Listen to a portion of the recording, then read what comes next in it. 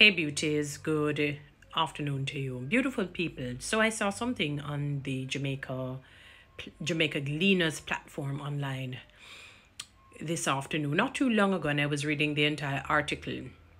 You know, a lot of things being said as it relates to the current situation in light of the Jamaica Labour Party. And I guess this is a sort of something that has been sprung from the whole DPP's whatever her situation is. I don't know if she has been let go, she's in limbo. I'm hearing two different stories from somewhat of credible people. I don't know, but we'll know in time to come. All right.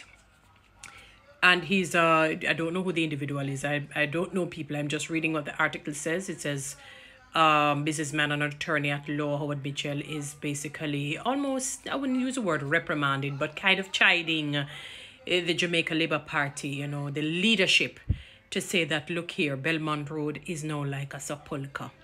You know, I had to actually go and look at the etymology, look at the Hebrew behind it.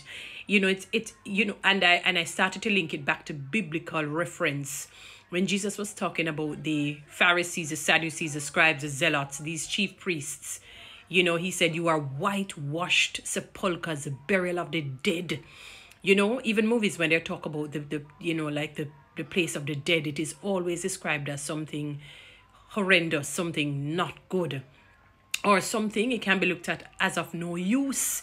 You're of no use anymore, because when you're dead, that is it. You can neither contribute to the present world anymore. That is, you're over with.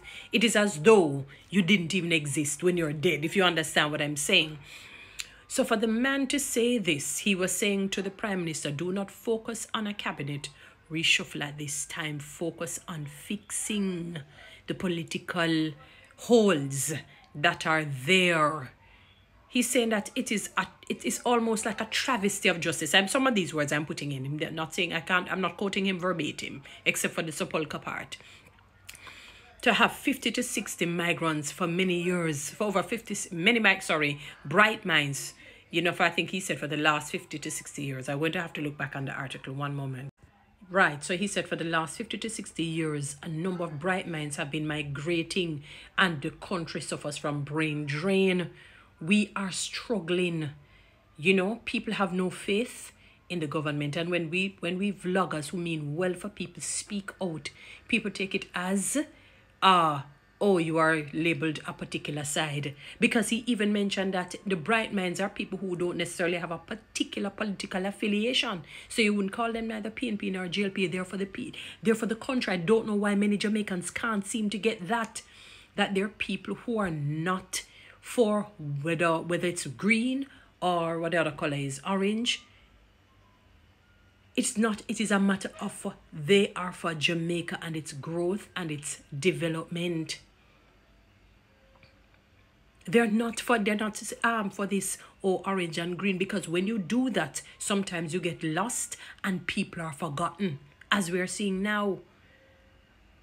Because early up in the article, I don't know if he was the one who said it, it's like the present governing party is on its way to political suicide.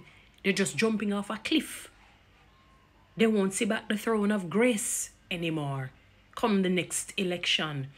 And the results in the local government election is basically indicative of same.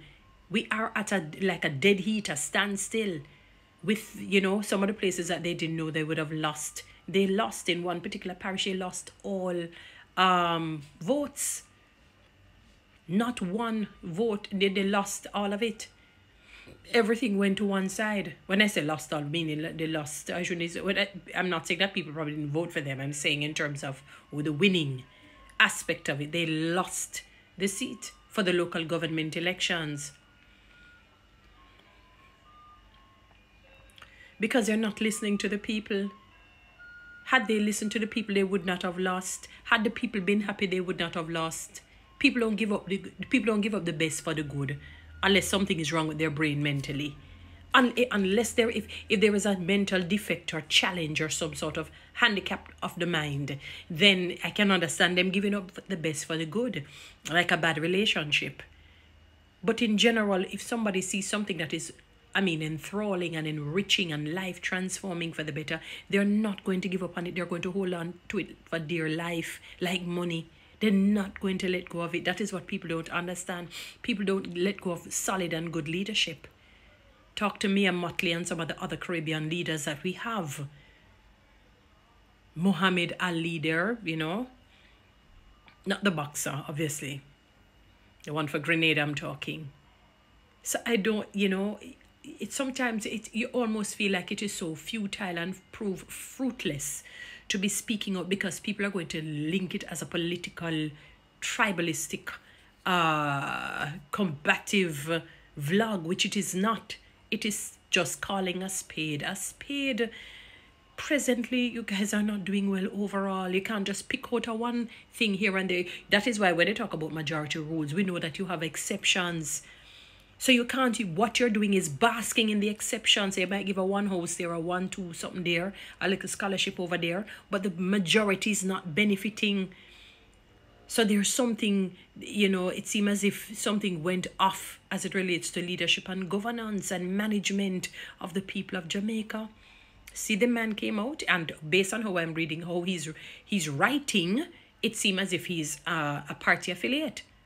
I don't know him, as I said. I don't know how he looks. I don't know anything about him. But it's just, you look at how he's writing. And I'm making the surmisation I can't say, because I don't like when people label people when you're not sure. Right? Because it's almost so like, although he's chiding them, he's trying to give them ways to win the next election. But some people, dull. I don't want to use the word dunce. Dull to figure that out, to see through that. It's like you're doing something wrong, and when your parents scold you, you quarrel. Not knowing that the scolding is trying to mitigate you getting into further hot water. Save your life, so to speak. But people don't see that. They all just want to live in a hunky-dory world, a fake world. Since I love to talk about people fake and false.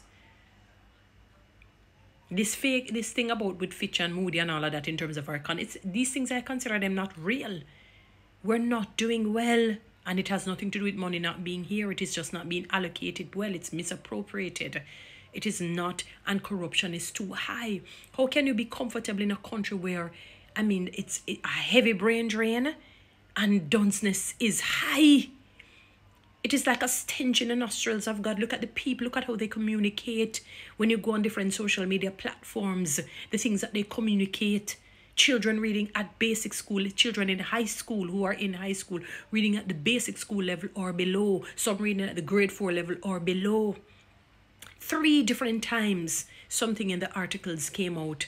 It means it is maybe an epidemic. I wouldn't call it a pandemic right now.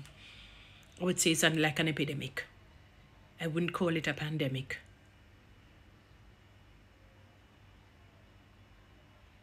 Our country and the people are not doing well financially. They're not doing well socially. They're not doing well educationally, spiritually. They're certainly not doing well. Look at what is happening. People are lauding and praising occultism, obeah, necromancy, witchcraft, all these evil things, these atrocities against God.